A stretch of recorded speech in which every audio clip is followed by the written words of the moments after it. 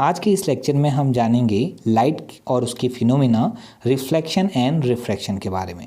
आइए इसे शुरू करते हैं। इस लेक्चर में हम जानेंगे नंबर 1 लाइट के बारे में, number 2 reflection of light, number 3 law of reflection, number 4 mirror, number 5 type of mirror, number 6 some important definition related to reflection, image formation by concave and convex mirror, sign rule and magnification के बारे में। चाहिए आप शुरू करते हैं। इसके हम पहले टॉपिक से स्टार्ट करते हैं जो कि है लाइट से। तो इसे समझते हैं कि लाइट होती क्या है। ओके, तो हमारा जो सबसे पहला टॉपिक बनता है कि what is light. Light is the source of energy which help us to see any object. Light एक प्रकार की सोर्स ऑफ एनर्जी होती है जो हमें अपने आसपास के सभी ऑब्जेक्ट को देखने में मदद करती है। लाइट को हम एक दूसरी तरीके से भी डिफाइन कर सकते हैं। लाइट और visible light is electromagnetic radiation with in the portion of the electromagnetic spectrum that is perceived by the human eyes. मतलब कि लाइट, जिसको हम विजिबल लाइट भी कहते हैं, वो एक प्रकार का इलेक्ट्रोमैग्नेटिक रेडिएशन है जो कि इलेक्ट्रोमैग्नेटिक स्पेक्ट्रम के उस पोर्शन या पार्ट का हिस्सा आता है जिसे ह्यूमन आइज देख सकती है। क्लियर है ना? ये एक पोर्शन है किसका? इलेक्ट्रोमैग्नेटिक स्पेक्ट्रम का, जिसे ह्यूमन आइज देख सकती है या महसूस कर सकती है। चलिए, अब लाइट जानने के बाद अब हम इसके फिनोमेना के बारे में डिस्कस कर सकते हैं कि इसके दो फिनोमेना रिफ्लेक्शन और रिफ्रैक्शन क्या है। आइए पहले को शुरू करते हैं, रिफ्लेक्शन ऑफ लाइट को। Reflection of light, the bouncing back of the light after striking by a well polished surface is known as reflection of light.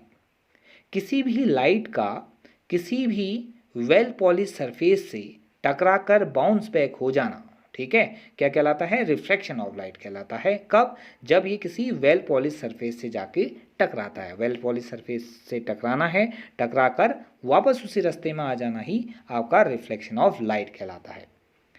अब ये पॉलिशिंग होती इसकी है रेड ऑक्साइड और सिल्वर ऑक्साइड की, जैसे कि आइए इसे समझते हैं इस डायग्राम से।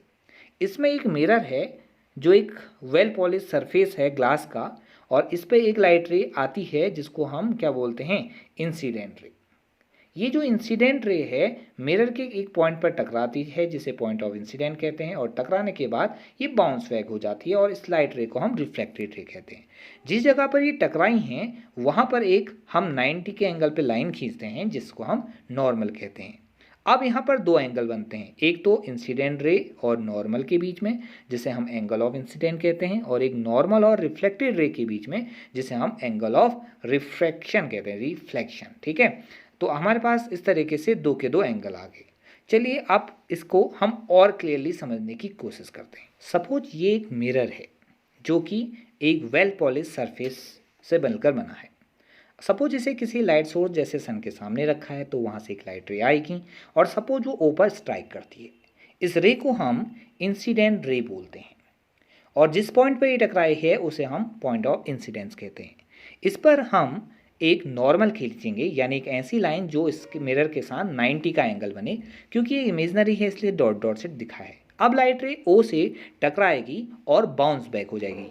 रे को हम रिफ्लेक्टेड रे कहते हैं, और ये जो पूरा फिनोमेना है इसी को हम बोलते हैं रिफ्लेक्शन ऑफ लाइट। इस तरीके से यहाँ दो एंगल बन गए, एक नॉर्मल ऑफ इंसिडेंट रे के बीच में जिसको हम आई से डिनोट करते हैं और इसे बोलते हैं एंगल ऑफ इंसिडेंस। इसी तरीके से नॉर्मल और रिफ्लेक्टेड रे के बीच में भी एक एंगल बनता है जिसे हम आर से डिनोट करते हैं और इसे बोलते हैं हम एंगल ऑफ रिफ्रैक्शन, और ये आपस में इक्वल होते हैं।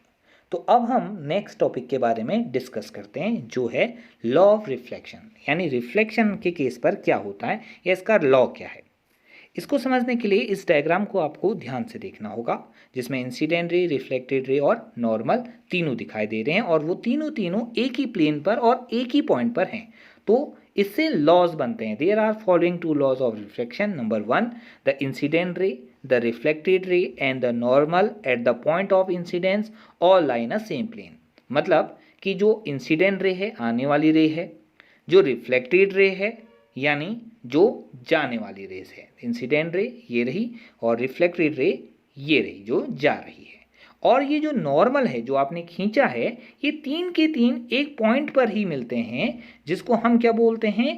Point of incidence. ठीक है। तो ये जो पॉइंट ऑफ इंसिडेंस है, इन पॉइंट पर ये तीनों मिले हैं और एक ही प्लेन में स्थिर है। The incident ray, the reflected ray and the normal at the point of incidence all lie in a same plane. ये है आपका फर्स्ट लॉ ऑफ रिफ्लेक्शन। अब हम बात करते हैं सेकेंड लॉ ऑफ रिफ्लेक्शन की।